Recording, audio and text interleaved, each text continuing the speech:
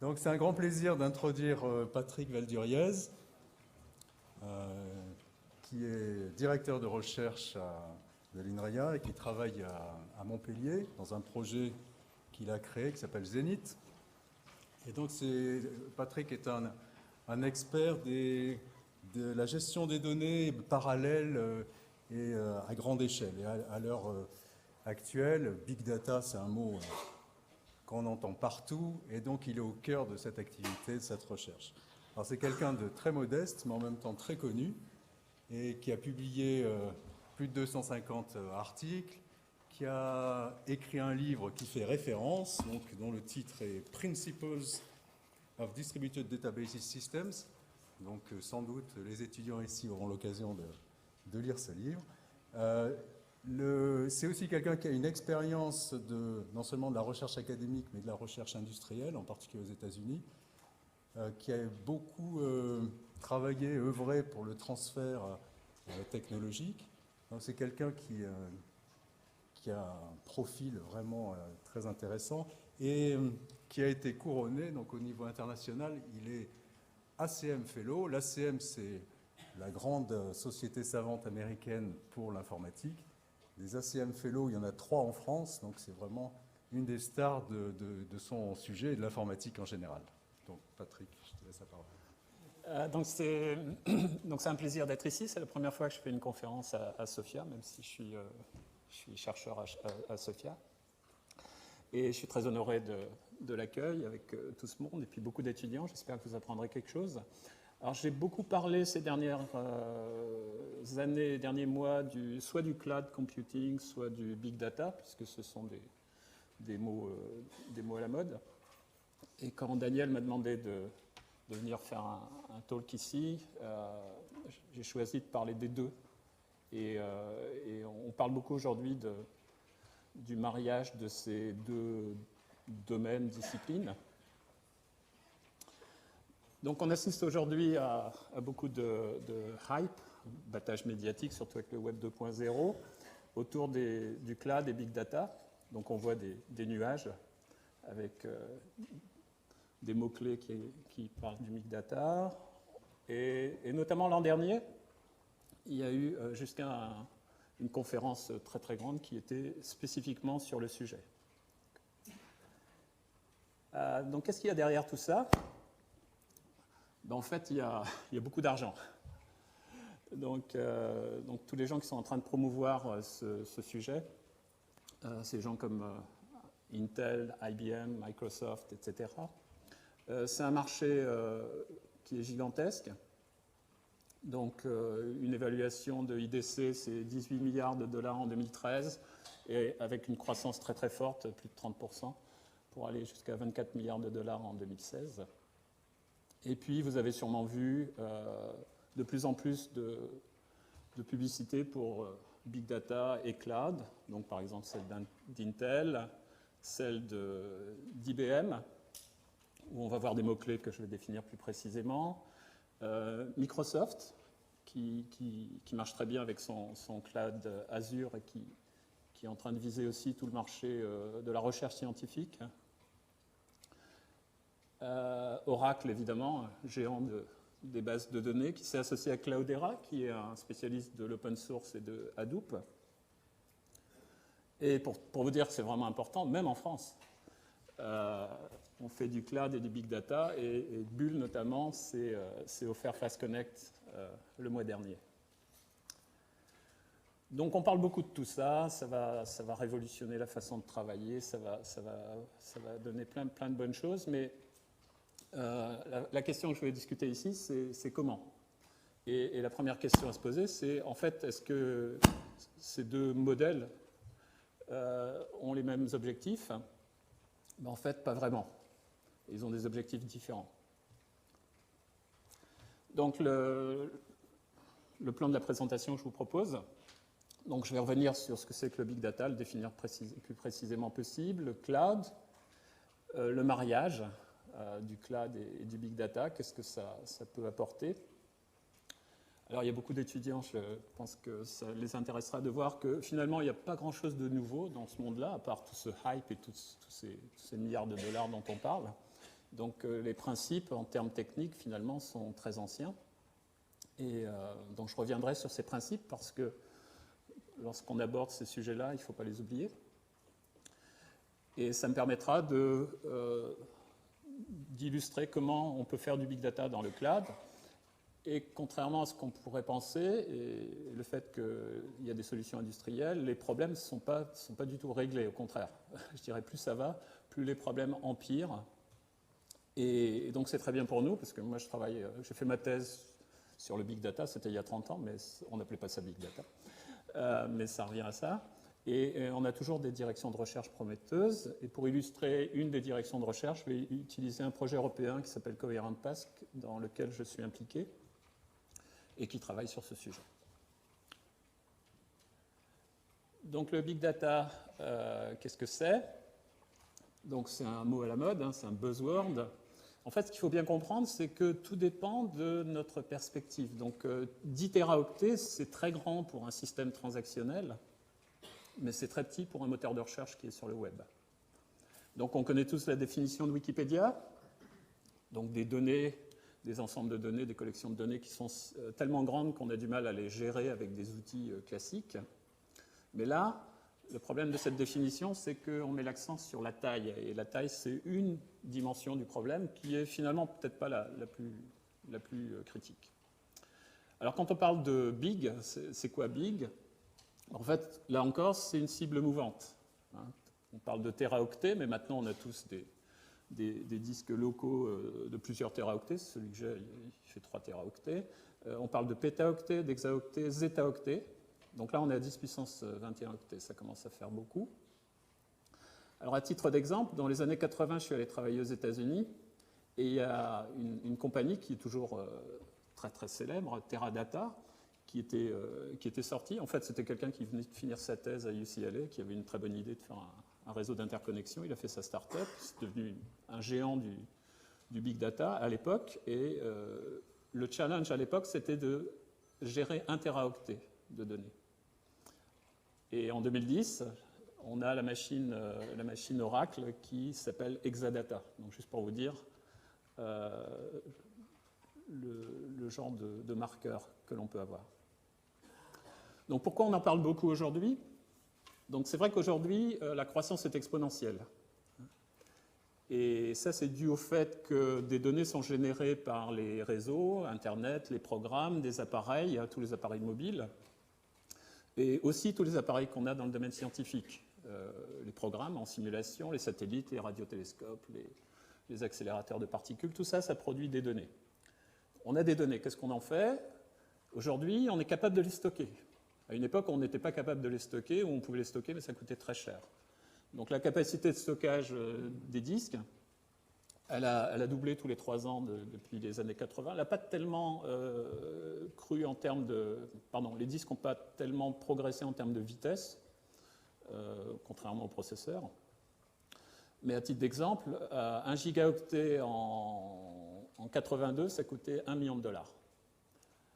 Et on en est à 10 centimes de dollars en 2011. Donc ça change complètement les possibilités.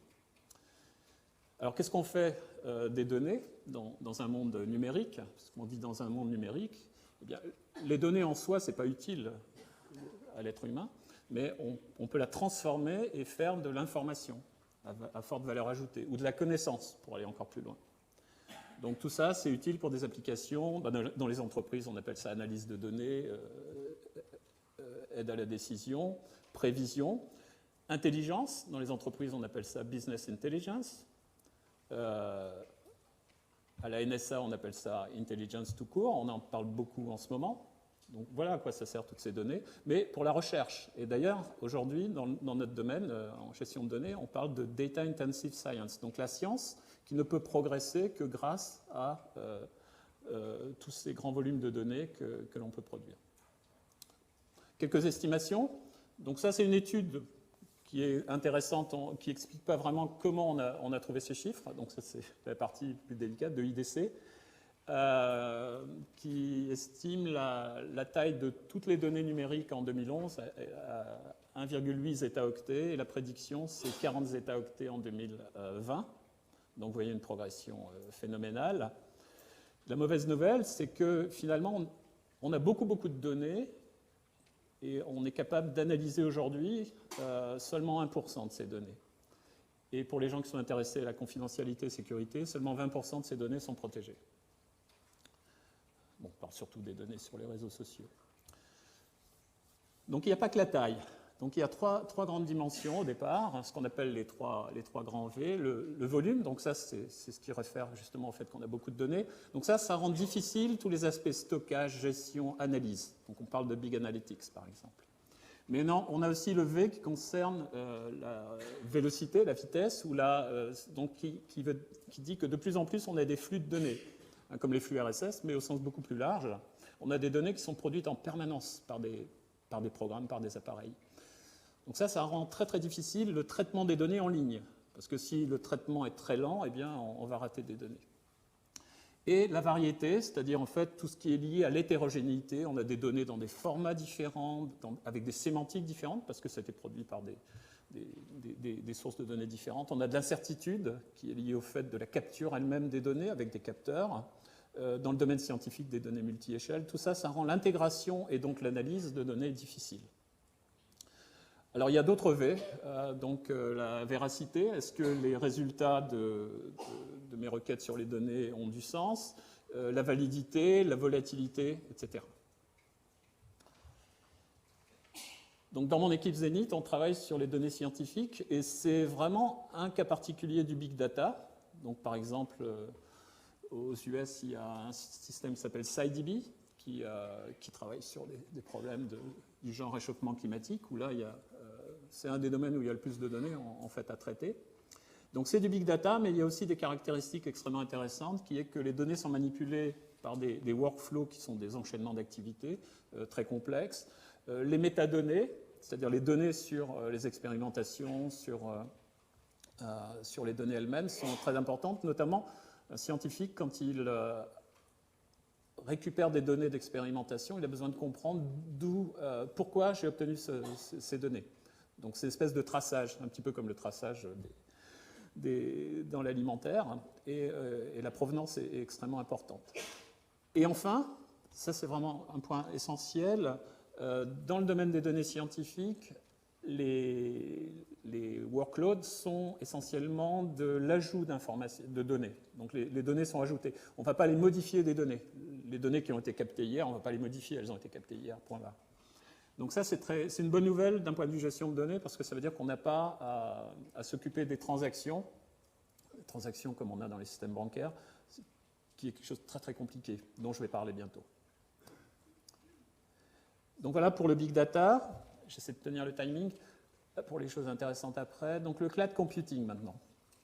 Donc vous connaissez tous, donc là je vais vite. Hein. Donc la vision, c'est des services fiables à la demande via Internet qui permettent d'accéder finalement Donc on a un monde infini de ressources, de calcul, de stockage, de réseau. C'est très efficace, c'est très simple, puisqu'il suffit d'avoir un navigateur pour qu'un utilisateur puisse externaliser des activités très très complexes, du style gérer des données, administrer un système, déployer des applications. Tout ça, c'est fait par le cloud. Donc, ce n'est pas très nouveau.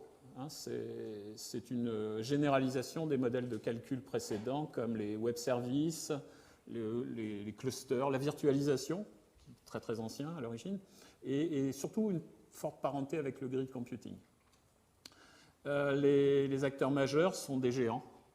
Il n'y a pas vraiment, pour fournir des solutions, il faut être un géant dans ce domaine-là. Donc Amazon est toujours numéro 1.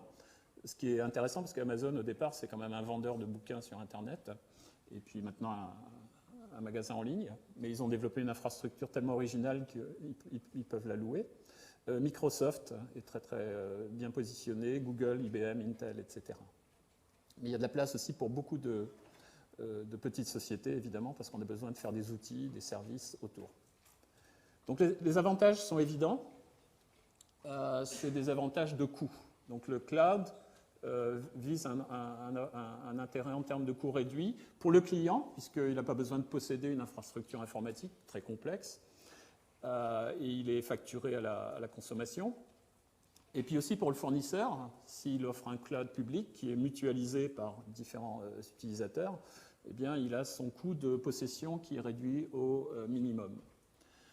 C'est très facile à utiliser. Vous pouvez en 10 minutes installer l'équivalent d'un cluster chez Amazon et faire des expérimentations, ce qu'on fait déjà chez nous régulièrement.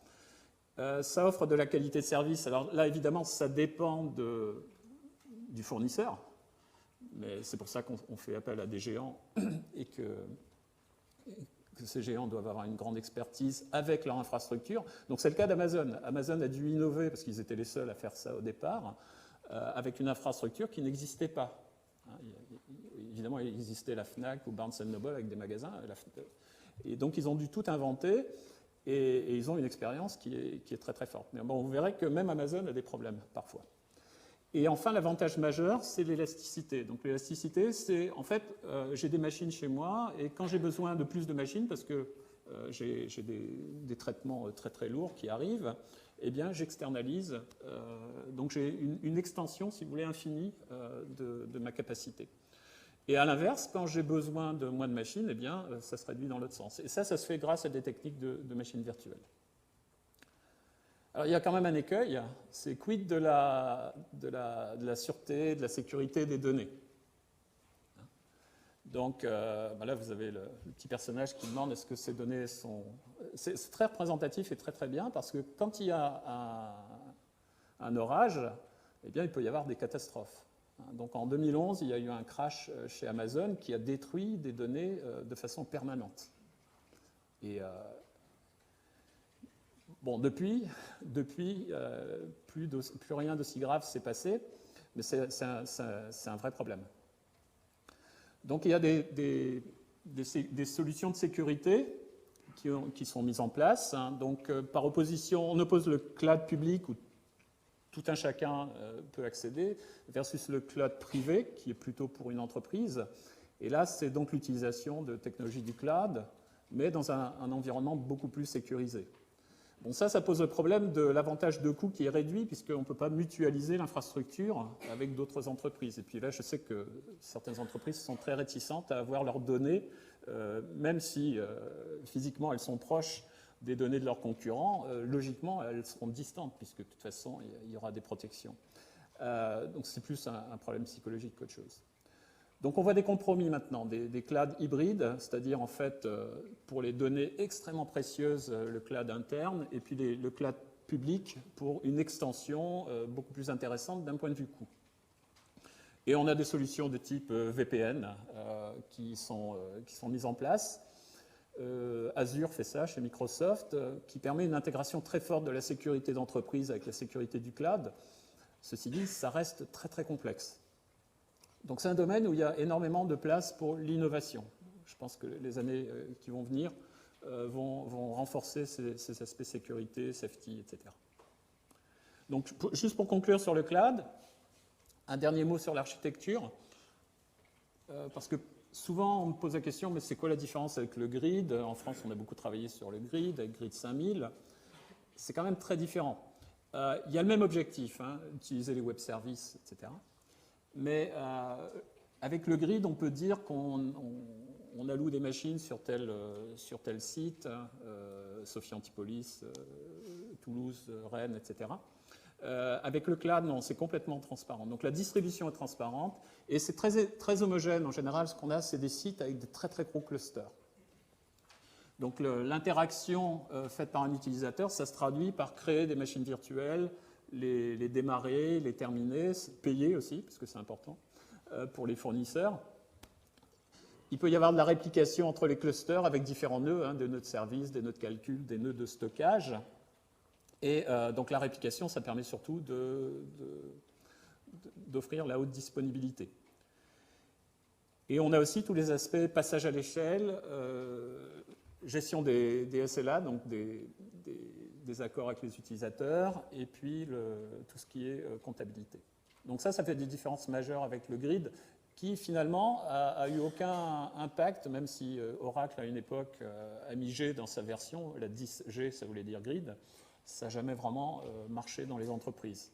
Alors que le cloud, oui, pour les raisons que je viens d'expliquer ici. Alors maintenant, cloud et big data. Bon, on a parlé beaucoup du mariage, même aussi dans notre pays. Donc là, est-ce que c'est un mariage de, comment on dit en français, de raison? Donc en fait, je viens de montrer que les objectifs sont très différents.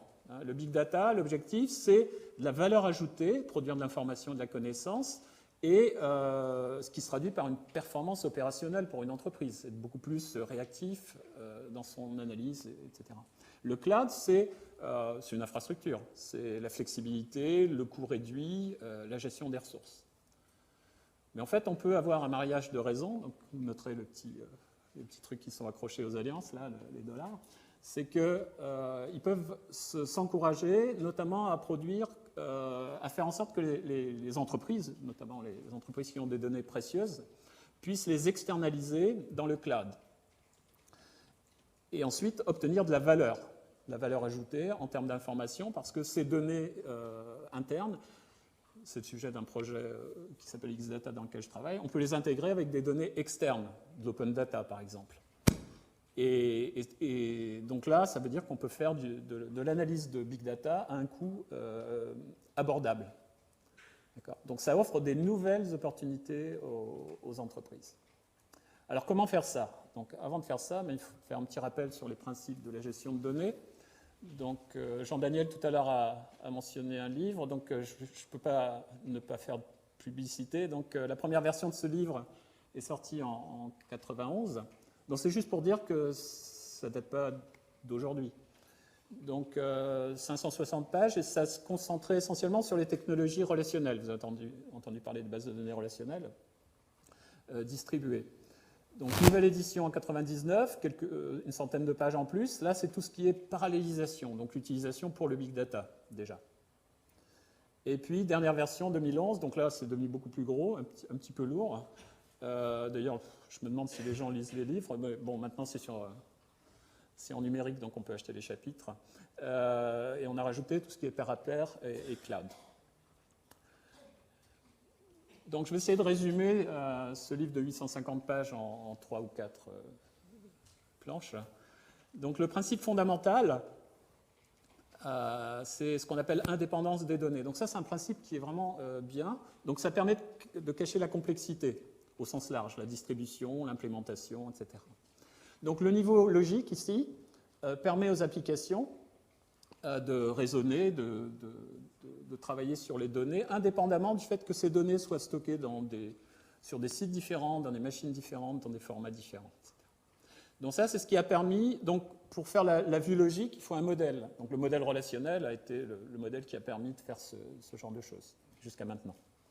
Et ça a permis de développer des services de haut niveau. On a pu faire des constructions, notamment les langages de requête, SQL, XQuery, l'optimisation et la parallélisation automatique, par opposition à la programmation directement par le programmeur.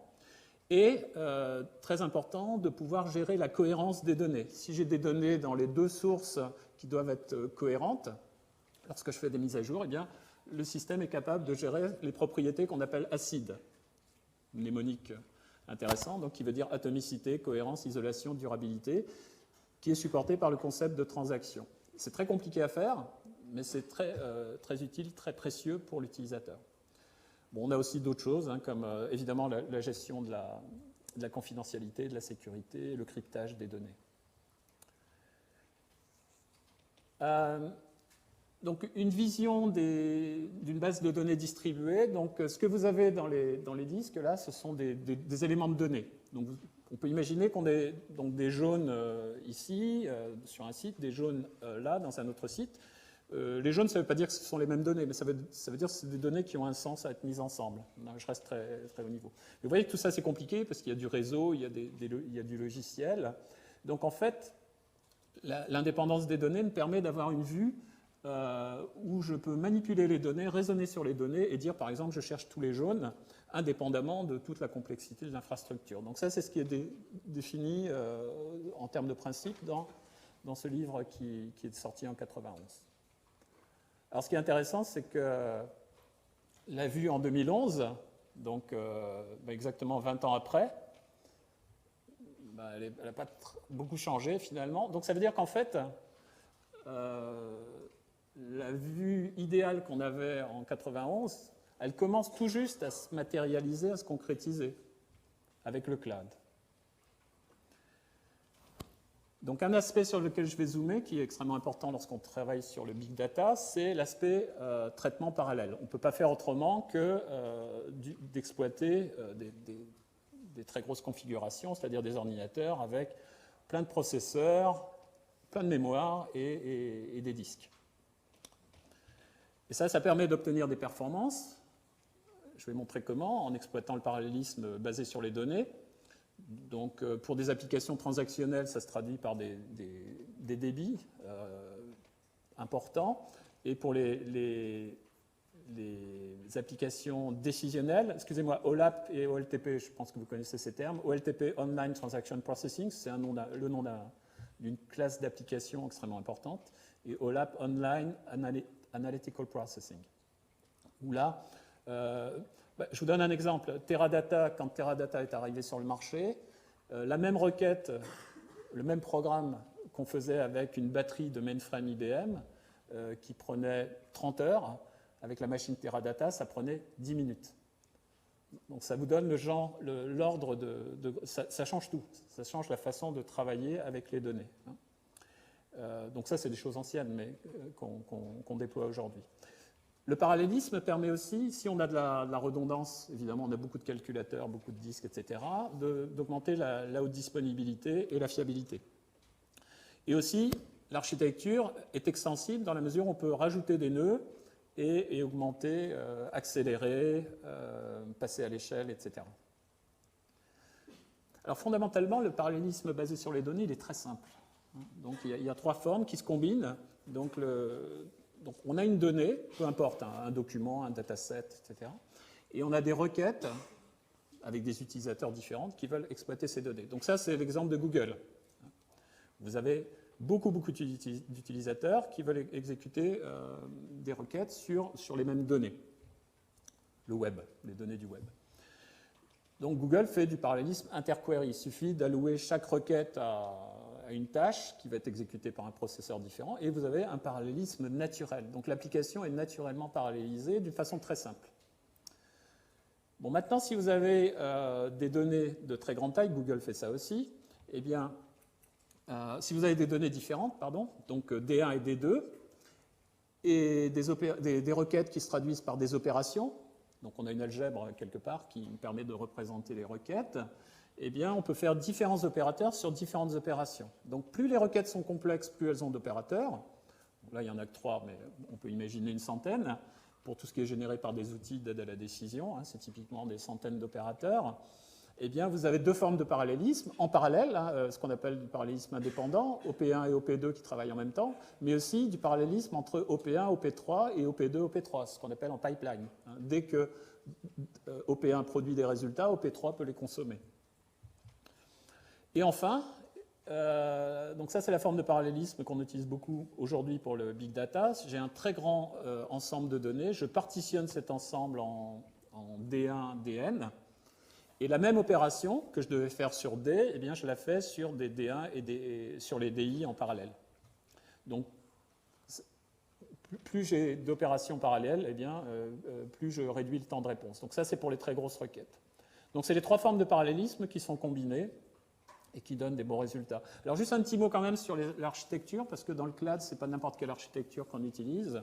Donc deux architectures de calculateurs parallèles, très simplifiées. Donc ce qu'on appelle à gauche le disque partagé, donc essentiellement vous avez un SAN, un Storage Area Network, entre les nœuds et les disques, et l'architecture qu'on appelle Share Nothing en anglais, qui est une architecture complètement distribuée. Donc avec des avantages et inconvénients pour les deux. Donc pour résumer, l'architecture à gauche, elle est assez complexe et chère, parce que le réseau d'interconnexion, c'est du InfiniBand, c'est cher. Il y a besoin de gérer la cohérence de cache. Les données qui sont sur le disque, qui sont accédées par deux nœuds en parallèle, il faut gérer ça avec des techniques de contrôle de verrou distribué. Par contre, ça simplifie le travail des administrateurs et ça passe à l'échelle. Donc ça, c'est l'architecture d'Oracle. Exadata, c'est une architecture comme ça. Ça peut donc gérer du Exadata. C'est du haut de gamme. L'architecture qui est à droite, c'est l'architecture des clusters, hein, où là, on partitionne les données. Donc, chaque nœud a son propre disque. Alors, le problème, c'est qu'il faut faire c'est compliqué, puis il faut faire des transactions distribuées. Évidemment, si je veux mettre à jour et avoir la cohérence entre des données qui sont sur 2 nœuds, c'est compliqué. Par contre, c'est un très, très bon rapport coût-performance. Donc, c'est l'architecture qui domine dans le cloud, et ça passe à l'échelle de très très grandes bases de données. Alors pour parler de cloud, il faut parler aussi de workload. Donc pour simplifier, on a en gros tout ce qui est transactionnel, donc l'OLTP, et tout ce qui est décisionnel. Donc transactionnel, on veut faire des mises à jour sur les données, les temps de réponse doivent être garantis. Généralement, ces applications bancaires, réservations, etc., les données sont précieuses, on ne veut pas les perdre. Donc, l'état de l'art, c'est d'utiliser l'architecture share disk. C'est ce qui marche le mieux parce que ça simplifie la gestion de transactions. Tout ce qui est analyse de données, le OLAP, on travaille sur des données qui ne sont pas forcément à jour, qui sont historisées. On n'a pas besoin des propriétés complètes transactionnelles, acides. Donc, on peut faire beaucoup plus simple et beaucoup mieux. Si on a des données sensibles, on peut les anonymiser, même si ce n'est pas la solution optimale hein, pour garantir la confidentialité. Et dans ce cas-là, l'architecture Share Nothing est tout à fait appropriée. Donc dans le cloud, on s'aperçoit qu'il est beaucoup plus facile de faire du OLAP, donc du décisionnel, que du transactionnel. Mais le transactionnel commence à, contrairement à ce que je pensais d'ailleurs il y a quelques années, je pensais que ça n'allait jamais pénétrer, il commence à y avoir des solutions, recherche à UCSB, des gens avec qui on travaille, mais aussi chez Microsoft ou au MIT, des solutions qui font du transactionnel. Alors un mot sur les techniques, parce que c'est le point important, je vais progresser maintenant vers les aspects techniques et recherche. Donc la base aujourd'hui du traitement du big data dans le cloud, c'est le partitionnement des données. Donc là, je prends une table de données sous forme clé-valeur. C'est un modèle qui est très répandu. Donc la clé, ça identifie uniquement les lignes, et à l'intérieur, on a des valeurs. Donc on peut, étant donné qu'une table a 2 dimensions, on peut partitionner selon chacune des dimensions. Donc dans la dimension verticale, on appelle ça vertical partitioning. Donc ça, c'est quelque chose qui a été utilisé pour des systèmes très utilisés pour l'aide à la décision. Donc il y a des produits comme MoneyDB, Vertica, parce qu'on arrive à bien compacter les données. Donc on peut le faire sur maintenant la dimension horizontale. Et la dimension horizontale, on appelle ça le sharding maintenant dans les bases de données pour le cloud.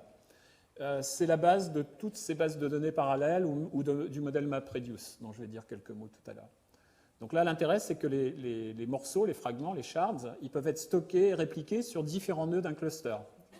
Cluster Share Nothing, par exemple. Donc c'est ça qui permet de générer le parallélisme dont je parlais tout à l'heure, hein, le parallélisme notamment intra-opération. Mais ça permet aussi de faire de la réplication. Et grâce à la réplication, on a maintenant quelque chose qui est très intéressant qu'on appelle le failover. Donc la réplication, c'est la base pour la tolérance aux fautes. Donc par exemple, je peux avoir des données qui sont répliquées sur 2 nœuds ici.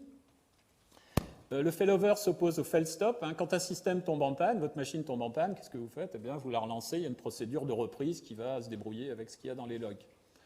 Bon, maintenant, si je fais du big data, j'ai un gros cluster, j'ai plein de machines. Si un nœud tombe en panne, d'abord, c'est la norme. La probabilité qu'un nœud tombe en panne quand j'en ai 50 000, ça doit être le cas chez Amazon ou Google. À tout moment, un nœud tombe en panne, de toute façon, donc ça devient normal, ce n'est pas l'exception. Et on ne va pas faire du fail stop, on ne va pas redémarrer, on ne va pas demander à un administrateur ou à un ingénieur système d'aller réparer le nœud, parce qu'on a un client derrière. C'est un client qui est sur le web, hein, qui est en train de faire quelque chose, qui est en train de faire une transaction chez Amazon, etc. Donc le failover, c'est beaucoup plus intelligent. Donc bon, on a une table système qui est dupliquée, là, qui me dit tout simplement que le client est connecté au nœud 1. Donc ça fait que sur le nœud 2, on a cette information, parce que le disque, évidemment, c'est quelque chose de plus fiable que la mémoire. Bon, imaginons que le nœud 1 tombe en panne. Eh bien, une technique de failover qu'on mettra en place ici, c'est que c'est une technique très pair à pair d'ailleurs. Le nœud 2 envoie un message ping ou heartbeat, s'aperçoit que le nœud 1 est en panne, et il décide de reprendre la connexion du nœud 2 au client. Donc pour le client, c'est transparent. c'est transparent, sauf que, évidemment, si le nœud 1 avait fait beaucoup de travail, quand on fait du big data, on fait beaucoup de travail, eh bien, les données qui étaient dans la mémoire du nœud 1, elles sont perdues, donc il faut les refabriquer. C'est ce que illustre le petit dessin que je vous ai montré ici. Donc la tolérance aux fautes des requêtes de lecture devient un sujet majeur. Donc par exemple, il faut faire des points de sauvegarde. Donc automatiquement, toutes les quelques unités de temps, eh bien, on va sauvegarder des résultats intermédiaires sur le disque pour faire en sorte que ce type d'opération soit extrêmement rapide. Et dernière technique, le traitement de données parallèles. J'en ai encore pour 10 minutes, mais je suis à peu près dans les temps, je crois, par rapport à ce que j'ai. On a une requête. Bon, là, elle est exprimée en SQL sur des données. Et ce qu'on veut faire, c'est la paralléliser, donc la compiler, l'optimiser, en fonction du partitionnement, pour générer quelque chose qui ressemble à ça, qui est un plan d'exécution où on aura des opérations, parce qu'on a une algèbre, sélection, jointure, group by, qui vont être faites en parallèle, et puis on a des opérations qui vont combiner les résultats. Tout ça, on maîtrise bien, ça utilise essentiellement les techniques de hachage, parce que le hachage permet de faire des bonnes distributions uniformes. Ceci dit, c'est très compliqué dans le cas de distribution de données biaisées, et je ne vais pas rentrer dans le détail des solutions. Donc, comment on fait, étant donné ces principes, et ce que j'ai dit avant, du big data dans le cloud? Donc, d'abord, la première question, c'est pourquoi pas utiliser, je vous ai parlé de la machine Exadata, pourquoi pas utiliser la machine Exadata d'Oracle? Alors ça, c'est le modèle qu'on a appelé One Size Fits All, où la base de données, ou le système de base de données est capable de tout faire. Bon, là, on est tous convaincus maintenant que c'est un modèle qui, comme le modèle taille unique, a atteint ses limites. Notamment, il n'a pas été conçu pour les données faiblement structurées. Les données du web sont faiblement structurées, les documents. Mais il y a aussi un autre phénomène qu'on oublie toujours, c'est la population des gens qui accèdent aux données, les utilisateurs ou les développeurs. Maintenant, je vois plein de jeunes ici. Ceux qu'on a à l'université de Montpellier avec qui je travaille, ils développent des applications sur smartphone en permanence. Donc aujourd'hui, les développeurs et les utilisateurs sont en très grand nombre et ils ont diverses expertises. Par contre, ils ne connaissent pas nécessairement les notions de schéma de base de données, comment faire de la conception, etc. Donc ça a conduit à des solutions radicalement nouvelles. Alors j'ai mis entre guillemets parce que d'un point de vue technique, ce n'est pas tout à fait nouveau, mais c'est d'avoir des systèmes de fichiers distribués, Google File System, HDFS chez Hadoop, des bases NoSQL, je vais en parler un petit peu, mais aussi des frameworks de programmation parallèle. Donc des nouveaux modèles de... Enfin, c'est pas nouveau, parce que de toute façon on verra que MapReduce c'est fonctionnel, mais c'est des nouveaux usages finalement de technologies et de principes beaucoup plus anciens. Par contre, ce qui est révolutionnaire, et personne n'en parle beaucoup, c'est les architectures. Dans les systèmes de base de données classiques, le contrôle de l'accès aux données sur le disque est fait par le système de base de données. On ne passe pas par le système d'exploitation, on ne passe pas par le système de fichiers. Là, au contraire, je pense à l'architecture, on peut reconnaître que c'est dû à Google. Quand Google a fait Bigtable ou MapReduce, ça a été fait au-dessus de JFS. Donc on a vraiment deux morceaux complètement différents avec des objectifs différents. Et donc ça, c'est une architecture qui est, d'un certain point de vue, révolutionnaire et qui donne de nouvelles possibilités. Donc un petit mot sur NoSQL, je vais pas faire les détails, donc je vais aller vite. Donc ce qu'on appelle le NoSQL, en fait, c'est un système de gestion de données pour des données typiquement du web et spécialisé. Donc on a en fait 4 grandes catégories, les clés valeurs, les tables, Bigtable, HBase, documents, MongoDB, et graphes, NeoKG. Donc on voit que le modèle de données, tout à l'heure je parlais du modèle de données qui me permet de faire l'indépendance des données, a une importance énorme ici. Donc on a des modèles spécialisés, donc des systèmes très différents les uns des autres, et qui relâchent les propriétés transactionnelles en général. Donc qui relâchent les propriétés traditionnelles des SGBD pour gagner en simplicité. Donc par exemple, on verra souvent des SGBD qui n'ont pas de notion de schéma, où ils vont découvrir automatiquement le schéma. Donc ça simplifie l'utilisation par l'utilisateur.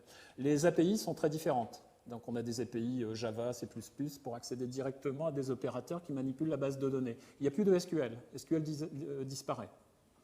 On rajoute SQL comme une surcouche, mais d'une certaine façon, il disparaît.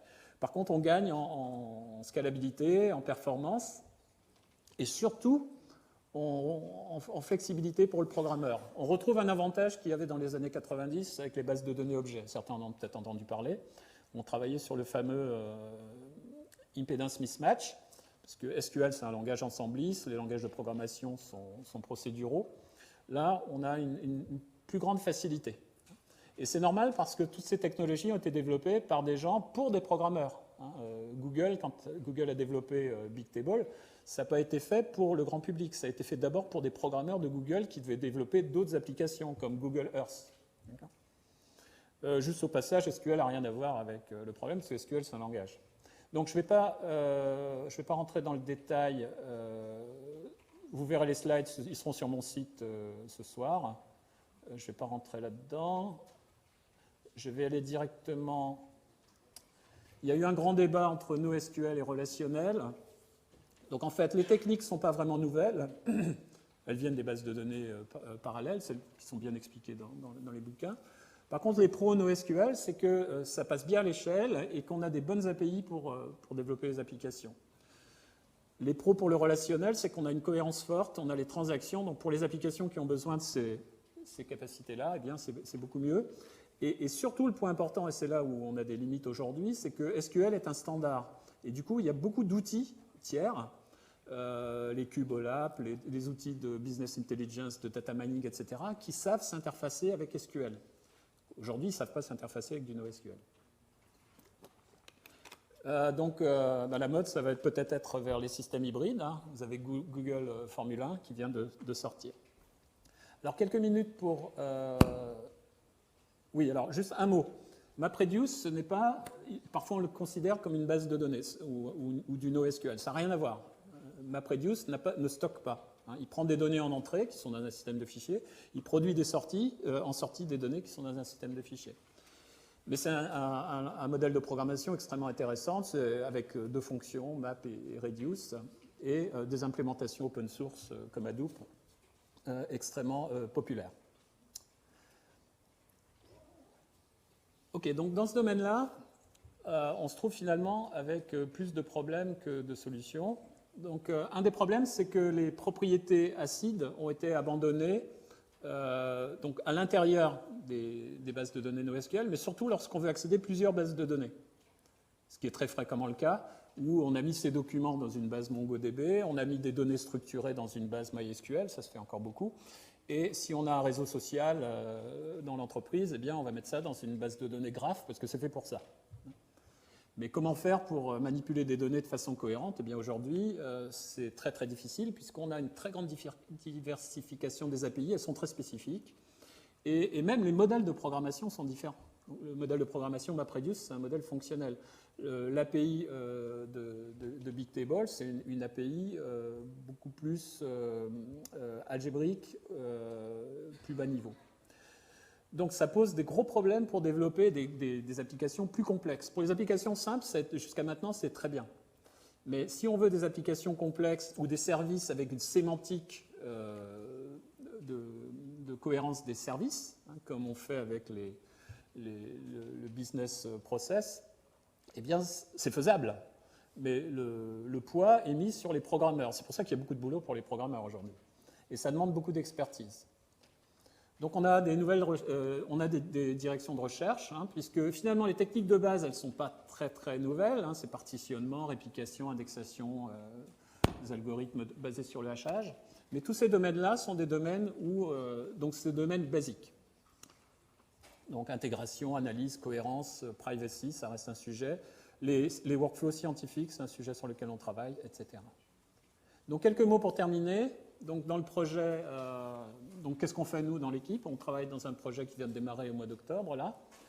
L'objectif, c'est de faire un cloud, ce qu'on appelle Platform as a Service, qui offre des technologies de gestion de données avec un langage de requête qui permet d'unifier les modèles de programmation de tous les systèmes. C'est extrêmement ambitieux, hein. Je ne pense pas qu'on va aller... Mais on peut déjà faire des bonnes choses, et surtout d'être capable de raisonner en termes de cohérence transactionnelle. Excusez-moi, j'étais en train de lire le transparent qui est ici. Donc ça, je viens de le dire. Donc l'objectif de Zenith et d'INRIA, c'est de définir ce langage commun Et l'idée qu'on a ici pour faire ça, c'est de faire un modèle de données qui s'inspire des modèles NoSQL, donc sans schéma, mais avec un système de typage riche. Donc, pas cette problématique de définir un schéma global et des mappings entre schémas, c'est un problème très compliqué. Et finalement, on s'aperçoit que le sujet sur lequel j'ai travaillé dans les années 90 est redevenu à la mode, c'est les langages fonctionnels appliqués à ce cadre-là, à SQL. Et là, on a quelque chose d'extrêmement intéressant parce qu'on peut utiliser des résultats de fonctions qui ont été appliqués sur une source de données pour passer des arguments à une autre base de données. Bon, je ne vous en dis pas plus. Donc, en guise de conclusion, en fait, je fais un pointeur vers le futur. Qu'est-ce qui va y avoir dans le futur? Là, je vous laisse interpréter. Voilà, merci beaucoup.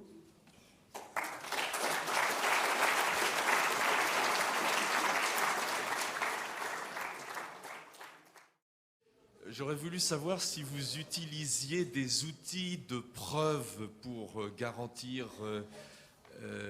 l'efficacité et la réalisabilité de vos algorithmes. Et si oui, quels étaient ces outils? Donc ça, c'est une très bonne question. Idéalement, on aimerait bien utiliser les outils de preuve. Je dirais que c'est encore archaïque. Et effectivement, aujourd'hui, on a toujours un problème ouvert. Dans n'importe quel système de base de données, quand on pose une requête, on a une réponse, on n'a pas la preuve que c'est la bonne réponse. Donc, par contre, oui, donc ça, d'ailleurs, c'était la thèse d'Éric Simon il y a très très longtemps que j'avais encadré à INRIA. Dans tout ce qui concerne la cohérence et notamment définir l'intégrité des données, donc on peut définir l'intégrité sous forme de règles, et là on peut utiliser des techniques de preuve pour essayer de prouver que les contraintes ne sont pas contradictoires. Mais je dirais par rapport à tout ce qu'on fait dans d'autres domaines, c'est très très minime, et c'est un vrai sujet. Alors c'est un sujet, je pense que...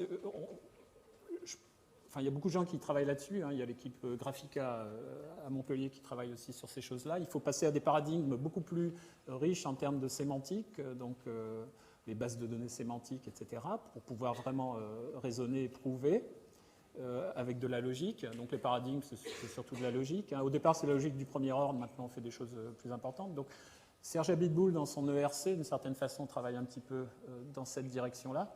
Mais par rapport au problème dont j'ai parlé ici, je veux dire, on est quand même à des années. Par contre, je pense plutôt à des solutions pragmatiques. Par exemple, je vois dans les applications scientifiques avec lesquelles on travaille, eh bien, on offre des outils qui permettent d'expliquer le résultat. Donc si, par exemple, le résultat a été produit par un workflow avec des activités qui ont accédé des données, eh bien, on a une base de données de provenance qui va me permettre d'expliquer et de faire ça. Donc, c'est plus comme ça, je pense qu'on va s'en sortir. En tout cas, les scientifiques avec qui on travaille, c'est plus ça. Parce que pour eux, c'est critique de savoir que j'ai tel résultat, mais les résultats sont basés sur des données qui ne sont pas forcément représentatives. Bon, si après ces résultats, ils les utilisent pour faire un nouveau médicament, il y a des enjeux qui sont majeurs. Hein.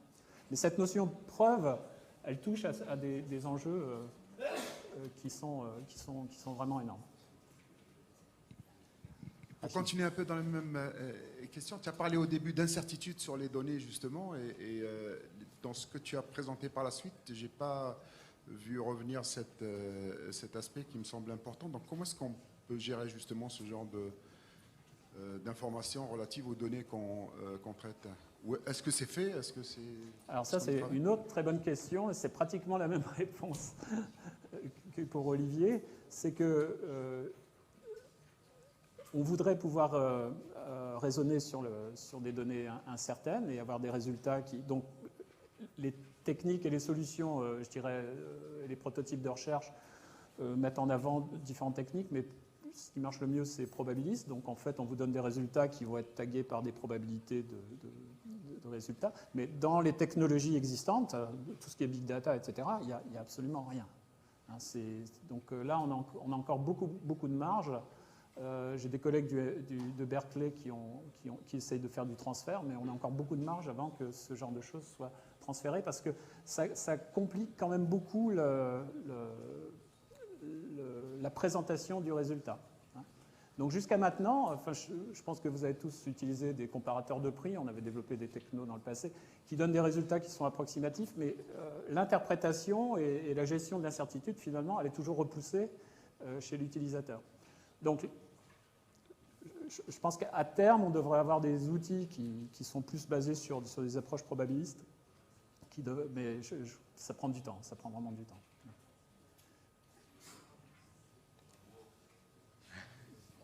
Donc en fait, juste pour résumer, sur le big data, on est vraiment à travailler essentiellement sur l'aspect big, parce qu'au départ, et puis maintenant, progressivement, d'essayer d'améliorer les choses. Mais on est encore très loin en termes d'hétérogénéité, d'incertitude, etc. J'ai une question de nature différente. Tu as mentionné tous les grands acteurs qui sont tous américains. Donc quelle est la place de la France et de la recherche française, ou de l'Europe? Bon, donc j'étais interrogé parfois sur cette question. Bon, comme ça va être filmé, puis ça... Donc, je pense qu'on a un vrai problème. Et que tous les... Donc là, on m'a demandé il y a un ministère là, qui est en train de mettre en place un comité pour reprendre la compétitivité industrielle en France, etc. Bon, déjà, donc, premier élément de réponse, au niveau français, sans l'Europe, on ne peut rien faire parce que c'est très grand. Et je pense qu'il faut peut-être attendre un petit peu qu'on ait vraiment touché le fond. Pas d'un point de vue économique, même si c'est peut-être un peu lié, mais en termes de suprématie dans la gestion des données. Donc vous savez tous que la collection des données, vous savez tous que Google et Facebook en savent plus sur la France et l'état de la France que l'INSEE. Parce qu'ils sont capables d'aspirer les données, de les structurer, etc. Donc ça, c'est vraiment un enjeu majeur. Et pas seulement la France, mais l'Europe n'a pas encore... Enfin si, quand on discute avec les gens ont compris, mais l'idée c'est comment faire émerger, pas un géant, mais des géants. Donc comment faire... Donc moi je dis, quand j'en parle avec la direction de l'INRA, je dis qu'il faut l'équivalent d'un plan Marshall au niveau des données. Les données, à terme, c'est le contrôle des États. D'accord ? Et d'ailleurs... Je ne sais pas s'il y a des étudiants chinois, il y a des étudiants chinois dans mon équipe. En Chine, ils ont bien compris depuis longtemps. Donc à base de technologies open source, ils ont redéveloppé, ils font des clones. Ils ne se fatiguent pas, ils font des clones. Donc il y a un clone de Facebook, un clone de Google, etc., etc. Et maintenant, ça monte en puissance. Mais le résultat, alors c'est peut-être lié aussi à la langue, mais les données, les moteurs de recherche majeurs en Chine sont les moteurs chinois et pas Google. Ce qui est le contraire ici en France. Donc on est en train de créer une dépendance du numérique par rapport aux géants américains qui est très inquiétante.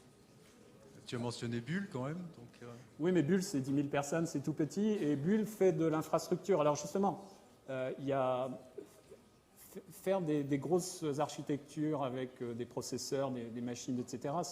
Je pense qu'en France, on sait faire. Mais je pense que la vraie valeur ajoutée, c'est les jeunes qui sont là, qui le font, c'est dans le logiciel, c'est dans l'intelligence, les questions qu'on vient de poser avant. Mais je suis sûr que les jeunes qui sont là, et moi, les plus brillants masters sont partis chez Google. Donc, parce qu'on avait un projet Coaero là, européen qui n'a jamais rien donné. Donc, et je ne pense pas que la solution soit moteur de recherche. Je pense que la solution, c'est un continuum de toutes les technologies avec un plan Marshall pour l'Europe. Et là, on en est très très loin. Mais je pense que ça va se faire un jour, hein, parce qu'on a de bonnes écoles, on est à armes égales en termes de... Autre point aussi, je vous rappelle juste, hein, c'est que la mentalité qu'on a en Europe vis-à-vis de ces géants est complètement différente. Amazon a été déficitaire pendant 9 ans. 9 ans. C'est pas possible en France. Une boîte, elle ferme. D'accord ? Donc il faut être capable de dire, pendant 10 ans, la France et l'Europe va perdre de l'argent. Mais dans 10 ans, on va rattraper. Donc ça, c'est des messages difficiles à faire passer. Il y a une question là-bas. Ici. Oui, quand on pense information, on peut aussi penser désinformation. Et donc, en particulier, le fait d'avoir des serveurs, des requêtes qui circulent dans tous les sens, j'imagine qu'il y a des gens qui s'amusent à biaiser un petit peu l'information en créant des requêtes factices, etc. Donc, comment gère-t-on ces deux aspects-là? Donc, essaie-t-on de débiaiser un petit peu l'information que l'on peut inférer à partir de ces big data? D'accord, donc vous connaissez tous l'histoire très bonne question, je suis content là, comment s'appelle-t-elle? Je suis pas très, Adriana Carambeu et les pizzas aux olives, vous connaissez? Donc il y a quelqu'un qui s'était amusé à taguer des photos d'Adriana Carambeu avec pizza aux olives, et quand vous mettiez comme mot-clé pizza aux olives, il y avait Adriana Carambeu qui est arrivée en numéro 1. Donc c'est un moyen, donc ça veut dire que les algorithmes sont complètement bêtes et méchants. Mais ça marche, ça passe à l'échelle. Autre exemple où donc, on peut se poser la question comment faire mais tout est fait pour que ce soit l'utilisateur de dire bon, ben je dois interpréter les résultats. Donc on peut effectivement, si on est malin, il y a plein de gens qui l'ont compris, il y a des sociétés qui font ça, on peut biaiser pour faire en sorte que les résultats soient classés différemment. Et donc, il y a toute une manipulation des données qui est faite. Bon, on a beaucoup parlé de la NSA ces derniers temps. Ils sont champions. Hein. Ils ont fait une base de données NoSQL, d'ailleurs, qu'ils ont mis en open source il n'y a pas longtemps. Ils ont travaillé sur ces technologies-là parce qu'ils ont des moyens qui sont colossaux. Donc, c'est un vrai enjeu, cette manipulation des données. Pour pouvoir rebondir quand on aura touché le fond ou avoir l'espoir de pouvoir rebondir, qu'est-ce qu'il faut enseigner? Autrement dit, est-ce que nos masters vont dans le bon sens? Est-ce que tu en vois de nouveaux apparaître?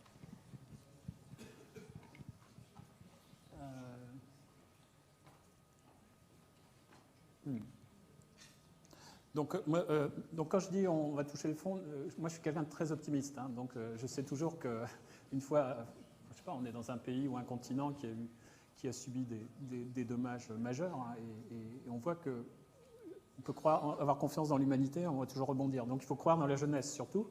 Moi j'ai des enfants jeunes aussi, donc je crois en eux. Donc maintenant, donc je pense que les gens s'adaptent. Un truc qui est très dur pour moi, on pourrait faire un programme de gestion de big data, etc. Mais je pense que c'est peut-être pas ça qui me paraît le plus important. Il faut le faire. Donc l'informatique au lycée, enfin l'INRIA travaille beaucoup, etc. Mais il y a un autre souci vous avez tous des jeunes autour de vous, c'est que la façon de raisonner avec les smartphones et les outils où on est connecté aux données et aux informations en permanence est complètement différente. Et ça, il faudrait le prendre en compte dans la façon d'enseigner.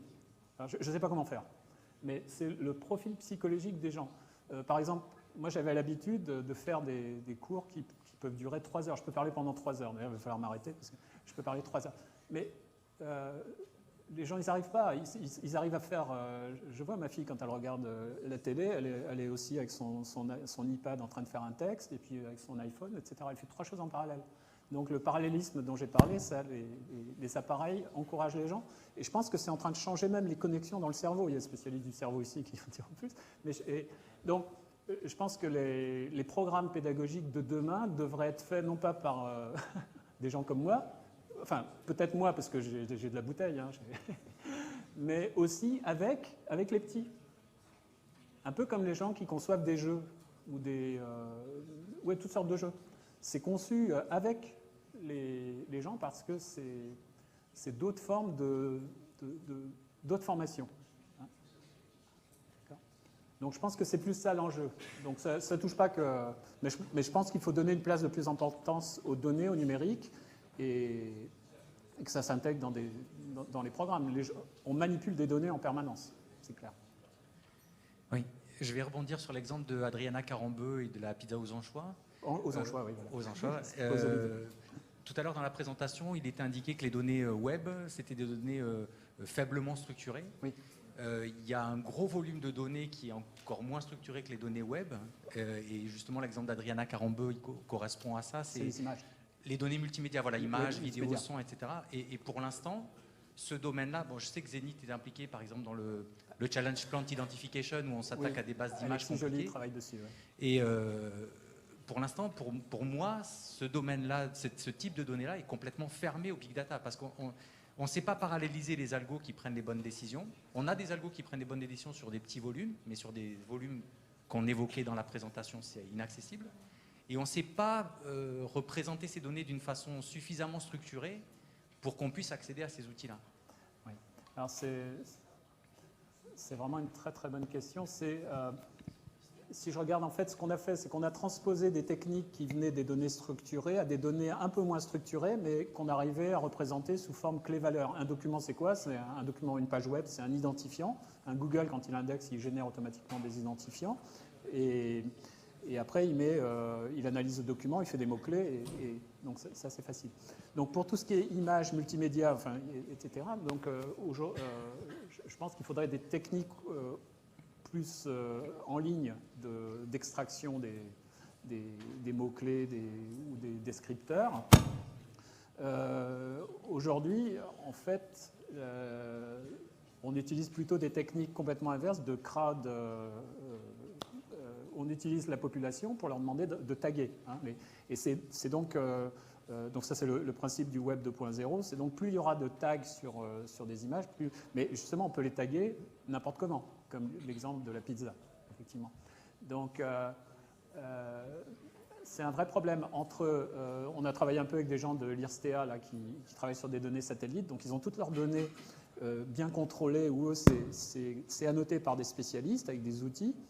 Et puis à côté de ça, on s'aperçoit qu'il y a toutes les données qui viennent des réseaux sociaux, sur des gens qui se baladent et qui découvrent des choses, qui prennent des photos, qui sont aussi extrêmement précieuses. Mais là, donc on a des données qui sont beaucoup plus correctes, cohérentes, mais on voudrait les relier à des données qui sont moins correctes, cohérentes. Donc ça, il y a plein de problèmes ouverts, effectivement. Et tout ce qui est images multimédia, c'est effectivement beaucoup plus complexe. Donc les techniques ont beaucoup de mal à passer à l'échelle. Bonjour, je m'appelle Pavel, je suis de l'équipe Remix, on travaille dans le domaine de web sémantique et j'ai une question par rapport au langage. Est-ce que vous savez que c'était une boîte MetaWeb qui était achetée par Google et ils ont fait un wiki et création des données. Et ils ont vraiment inventé un langage de requête sur la base sémantique à partir de patterns. Qu'est-ce que vous pensez par rapport à ce langage-là? Oui, donc c'est très bien. Donc des langages comme ça, bon, il y a aussi des langages, des variantes de SparkQL du web sémantique. Donc on commence à voir aussi au-dessus des API dont j'ai parlé. Au-dessus de MapReduce, par exemple, il y a aussi des langages qui permettent de composer des applications complexes. Hein. Il y a Pig, il y a des choses comme ça. Donc tout ça, ça va dans la bonne direction, mais on ne va jamais arriver à l'état d'une standardisation avec un langage. Donc ça va être un langage de Google. Microsoft a Link. En fait, ils utilisent Link pour faire ça, qui est déjà un hybride de plein de choses. Donc je vais vous raconter un truc. Quand j'ai commencé mes études, j'étais à Lille il y a très très longtemps. Et un cours de programmation, et les gens m'ont dit, donc c'était bien, on faisait de l'assembleur, je ne sais pas si vous savez ce que c'est encore, donc l'assembleur, langage machine, etc. Et les gens disaient, non, on vous explique ça pour l'histoire, parce que d'ici 20 ans, on ne programmera plus. Donc les gens avaient à l'époque l'idée que la programmation allait disparaître, et qu'il y aurait, parce qu'on pensait à l'intelligence artificielle, etc. Bien au contraire, je pense que le nombre de façons de programmer, de langage, etc., est en train de se multiplier et ça ne va pas aller, en s'arrangeant. Merci. J'avais une question concernant la redondance des données et la déduplication. Est-ce qu'il y a des travaux sur ce domaine-là? Déjà que c'est challenging sur les NAS et ce genre d'architecture, mais au niveau cloud et des architectures vraiment très distribuées, je me demandais s'il y avait aussi des travaux dans cette direction. Je ne suis pas sûr d'avoir bien compris. Il y a un problème classique. Est-ce que c'est le problème de détecter si deux données correspondent à la même entité? Voilà, et essayer de les dédupliquer en fait. D'accord. Donc, oui, avec comme objectif de les dédupliquer ou tout simplement d'identifier que c'est le même concept. Donc ça, c'est un problème fondamental sur le web. qu'on appelle, enfin qui n'est pas que sur le web, mais qui a été décuplé sur le web, qu'on appelle Entity Resolution, résolution d'entité. Et c'est, donc on est tous fichés, profilés, etc. On est tous dans toutes sortes de bases. Et donc il y a pas mal de problèmes sur les noms des personnes. Hein. Donc par exemple, moi, je peux être très souvent avec un R à la fin de mon nom, parce que les gens ils préfèrent mettre un R. Donc après, on peut se poser la question de...